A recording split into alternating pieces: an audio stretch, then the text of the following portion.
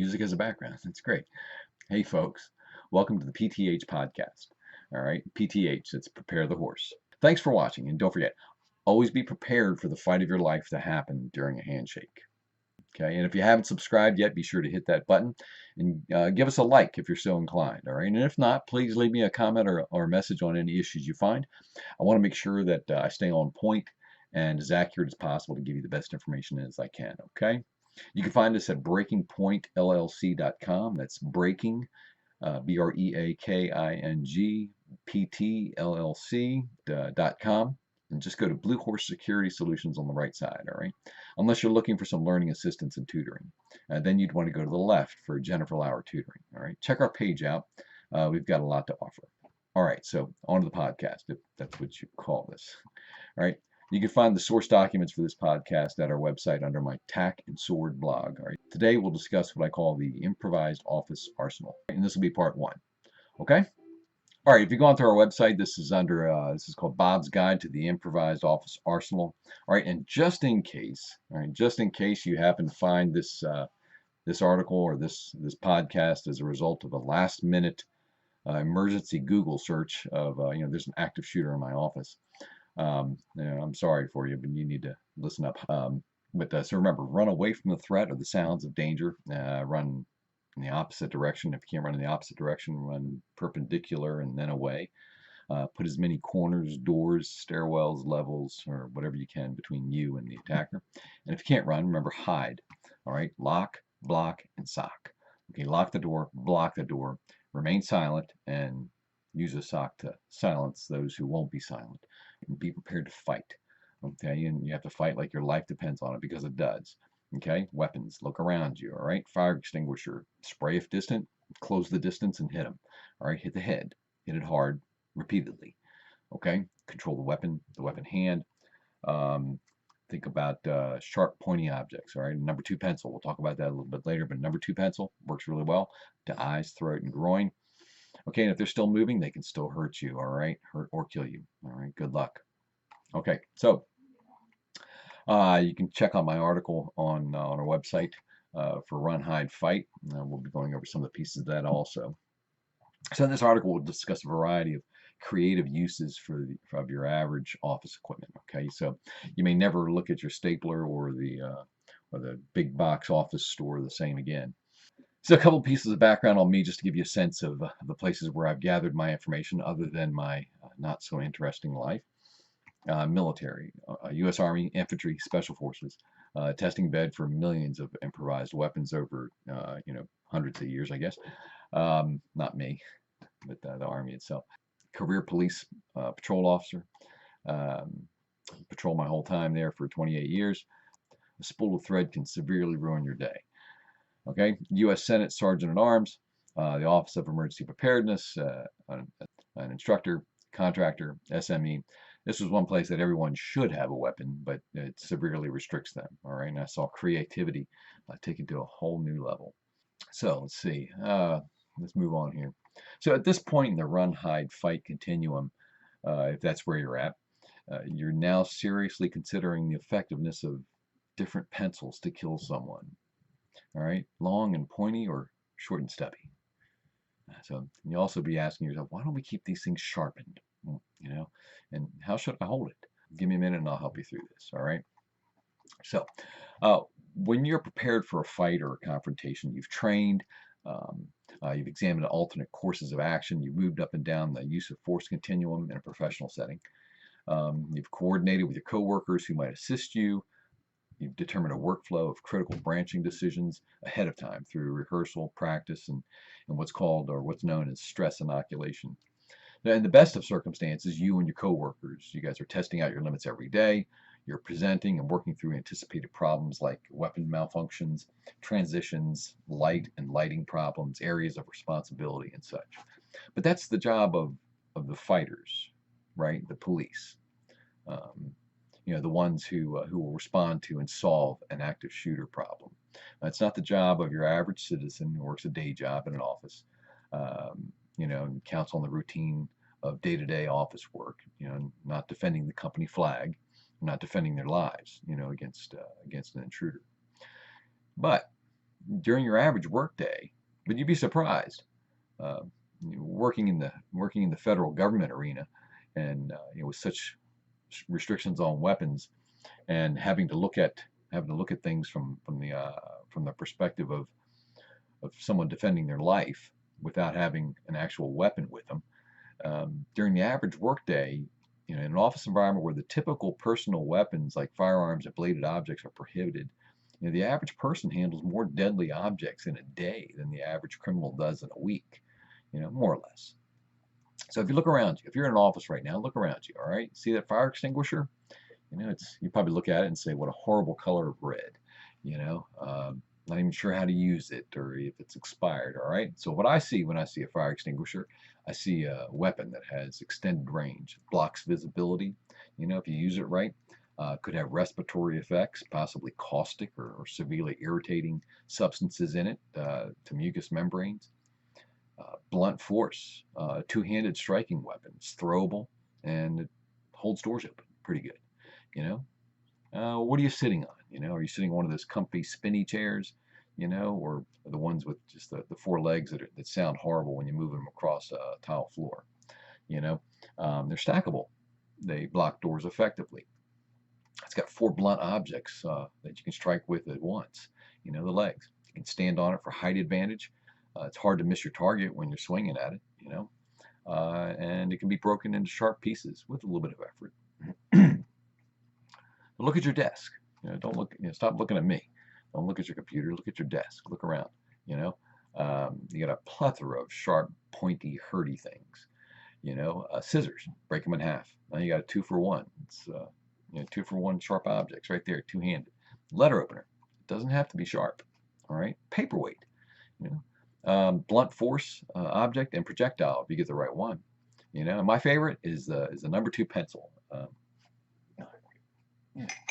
Number 2 pencil. All right. This one's a Ticonderoga, my favorite. All right. How do you use it?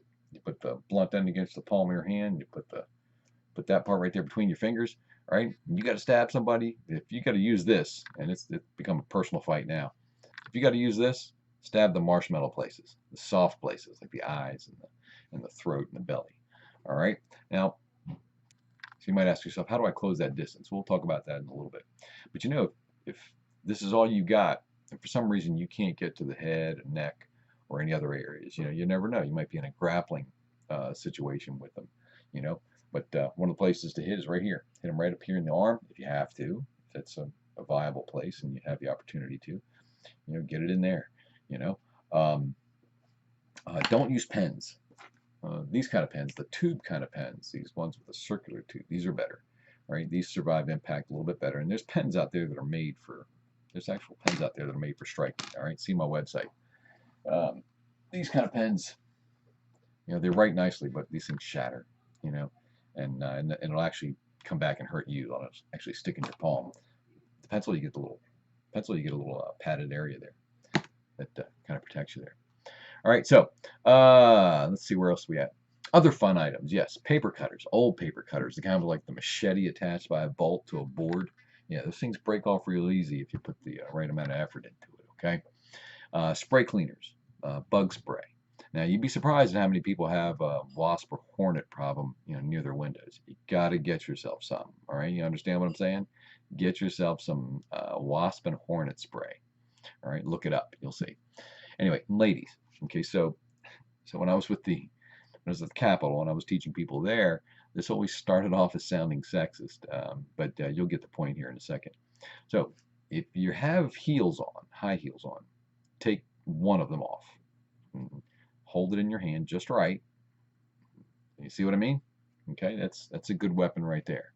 All right, take both of them off and two-fisted fighter there. Okay, so that's kind of the offensive part of defending yourself. So let's talk about the defensive part. So you probably couldn't move a bookcase that provides enough material to stop a bullet, all right? But you can rack and stack shelving, put things on shelves. And think about it, if a shelf is going to be heavy enough to block a bullet, it's probably going to be too heavy to move, all right? And that's not always the case. Just examine your office, see what you have there, all right? It may give you a minimal minimal degree of protection. And remember, slower bullets don't hurt less. Okay, they can still kill you. Right now, other things, some desktops, and not the computer, but the surface of your desk, the top of your desk, they're fairly substantial. Some of them, you have the marble ones, or the Formica kind, and they offer some protection, all right? But think ahead. Think about what you'd have to do to your desk to be able to move it to get it to a place where it will protect you, all right? Put some thought into it, and that's why you have to think about a plan here. So now, the actual assault. Not your assault on them, their assault on you. They've gotten through the building, they've come to your door. So in my article, Run, Hide, Fight, I describe the priorities of work for when contact is made with the attacker. Okay, and we'll briefly go over them right now. The priorities of work concerning an attacker, if you're unarmed, are weapon, the arms, particularly the weapon hand or arm, the head, and then the legs. Okay, if you have other people in with you, then you divide up the work, all right? But priorities is the weapon. So, doors. For a room where the main door opens inward, okay, and many, if not most, building codes call for office doors that are on a major thoroughfare or an exit of the building calls for them to open inward. They open into the office space. Okay, depending on the circumstances of the attacker and the environment, the safest place really is to be behind the door, not directly behind the door, but on the other side of the door. So, and if you think about it, a door is a two-way object, okay? It moves in two directions, and this is a good thing. Here's why. If you have to block the door with items or objects, there will be no concern over what's too much. Okay, the more the better. But, and this is why you have to practice this stuff, try to make it easier for you and others to reach that attacker if they do gain entry, all right? They wind up getting the door open a little bit. Because more than likely, if they can only open it a little bit, they're going to stick a weapon in and start firing, okay? Now, entry. If the attacker makes entry, 9.9 times out of 10, if they defeat the lock or the blocking mechanism of the door or force it open, the door is going to be used as intended, meaning on the hinges, swinging open. It's going to swing in the way that you've seen it swing every day since you've been there. Now, this can be used to your advantage, all right, because you know and can plan for and actually change the environment for what's behind the door, when it opens, what objects are there, what objects you want to be permanently there as things that you can use when the door opens. But so the door will be used as it was intended on the hinges, okay, and swinging open, and to use it to your advantage. Timing is critical, and a mistake obviously could be costly, but then again, you're up against an armed attacker with a pencil, okay? Things aren't exactly optimal right now. Hiding from behind the door should involve at least two people, all right? One to concentrate on using the door as what we call a vertical stun device, okay, or a vertical surface used to stun another person, all right? And it's perfect because all the weight's being held up for you. All you got to do is manipulate the door, move it back and forth, okay? And as a potential pinning device, okay, using the door jamb and the doors to pin, the arm, the head, leg, the weapon of the attacker. Once they do get the door open and they start to make entry, if you can, you're using that door to close it on them. All right, you'll probably pin their weapon there. I guess from what we've seen in past behavior, most attackers are using long guns. I guess it has a certain type of psychological effect for them, on them, in their head. I guess they feel a certain way. Hollywood's contributed to that also. But if the weapon is pinned, well, the first response will probably be pull away. The next response, if they can't pull away, is to pull the trigger. This comes to person number two. So person number two behind the door, on using the door as a defense, that position of defense. This is that place in the attack. They've gained entry now. So person number two needs to be keenly aware of the attacker's response, all right, and that they will probably pull the trigger. So forcing the gun upwards or downwards, depending on which direction is safer for the occupants of that room and the building. Think about who's above you, who's below you. It'll have to be quick, right? It'll have to be decisive and forceful. All right, so there'll be a violent struggle to take control of the weapon, with the attacker trying to retract the weapon and the defender trying to pull it in or trying to stabilize it. So think about this. Think about this, okay? This is the long gun of the attacker, and most of them have a sling. Okay, the end of that weapon comes in through the door, you have some sling. You may have some slack in the sling, depending on where they attach it on their weapon. All right. Think about putting that around the. Think about putting that little part of that strap around the doorknob if you can. That helps you quite a bit, doesn't it? It gives you kind of a mechanical advantage on keeping that weapon under control. All right. So think about all that. So let's see, where are we at? So once the defender, the person number 2 behind the door, once they have a degree of control over the weapon, the door person should, and you don't have to wait for this, you should start using that door to repeatedly strike the attacker. Strike his arm, strike his head, his leg, whatever it is that you can make contact with. All right. And I don't know if anybody else has done it, but you give them a little bit of slack on the door, let them come in a little bit, and then shove it right back at them. All right. Anything you can do to stop them, confuse them, interrupt their thought process, anything you can do, all right, to give you an advantage to win this, okay? And that's what's important here, that you win. All right, so this would be a great place to mention that you need a plan, okay? You need a plan. You need to count on your best laid plans failing, okay, which is why you need an alternate plan. Another article goes over PACE, P-A-C-E. That's P as in Paul, A-C-E. The military use it, and it means PACE. It means primary, alternate, contingency, and emergency. All right. Every time you have a plan, you need to have an alternate plan. You need to have a plan B. Okay, because the moment you implement that one plan that you have and it starts to fail, you're going to wish for a plan B. So, talking about plans, if you visit our website, you'll find the emergency action plan, or the occupant emergency plan, as OSHA calls it. Most businesses and organizations have something like that implemented. For the safety of their employers, their occupants of the building, visitors, guests. This was part of my job when I worked at the Senate, to make sure these were done right, implemented right, carried out, exercised, things like that. It's a good idea. Having a plan is a good idea, and an EAP is not a bad idea. You'll find one on our website. It's a free document on there that I have. It's modifiable by you. You can make it your own. There is another one on there that has some comments.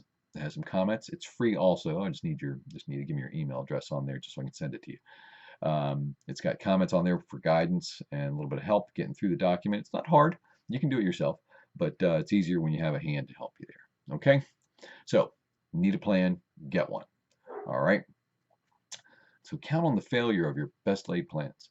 All right? Count on being by yourself, with everyone else cowering in the corner. All right? Count on having to use your weak hand. Count on it being completely dark in the room. You count on being injured. All right? And in pain. Count on seeing blood. Count on seeing your own blood. All right? Count on things being slippery with sweat and your blood or someone else's. Think of the grip on striking objects. All right? It's not strange to think about these things or to plan these things out. All right? It's a good idea. Okay? Being prepared is being ready. Okay? Prepare the horse. Remember that. At least know the basics of first aid. All right? Identify items in your purse or bag or in your office to use as makeshift trauma supplies. Okay? If you don't have a tourniquet, get one. If you can't get one, figure out how to make one. Okay? Figure out what supplies in your office or what you're wearing. You can tear up a t-shirt into strips and use it. Okay? You can use a belt. You can use, not advisable to use a shoestring, but if it works, it works. You might have to use that. So, where are we at? You've done all you can, all right? And the attacker's opening the door. What is needed now? Now, you need violence, extreme violence, okay? Nothing is off limits. Remember when we were little, told not to pull people's hair, you can pull hair. Yep, told not to poke people in the eye, you can poke people in the eye. Told not to bite, yeah, you can bite. You're allowed to bite. You're allowed to bite, scratch, whatever you can. Just don't call them names because that's not going to be effective. Okay, this person's trying to kill you and others. All right, this is an all-in effort. Okay, all for one and one for all. Everyone present must contribute in one way or another, whether it's calling 911, not videoing it. You don't need to video this. All right, this is not. Someone will, unfortunately, someone will, and they're not going to get involved. Okay, but response must be overwhelming. Okay, and if not, remember, it's you or someone else or everybody in the room can die. All right. Okay, and this is the point where the thoughts of family, children, or other loved ones usually bubble up. This is where, if you've never been in a fight for your life, this is where you see pictures of your family. You start having thoughts that I was going to meet, my wife for dinner or my husband for dinner, or supposed to pick up the kids this afternoon, or we got a birthday party to go to tomorrow. That's where let those things drive you. Okay, those things should drive you. All right, and if they make you cry, cry for a little bit, and then move on.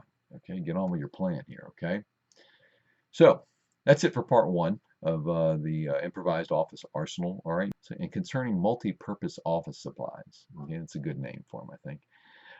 If there's any questions, ask the local police or your building security about what is allowed and what is not. I wouldn't go into detail about why you want to have a an all metal picture frame, hanging in your office, or with paperweights usually okay. Paperweights, pencils, things like that. Paper cutter, usually okay. Chairs, they're usually okay. You never know. That might be in your budget to order them too. So, thank you for watching. I appreciate it. Again, visit our site, breakingpointllc.com. And it's Blue Horse Security. And I'm Rob. So part 2 of the improvised office arsenal will be on its way. Okay? Look for it. So scan and breathe and stay safe.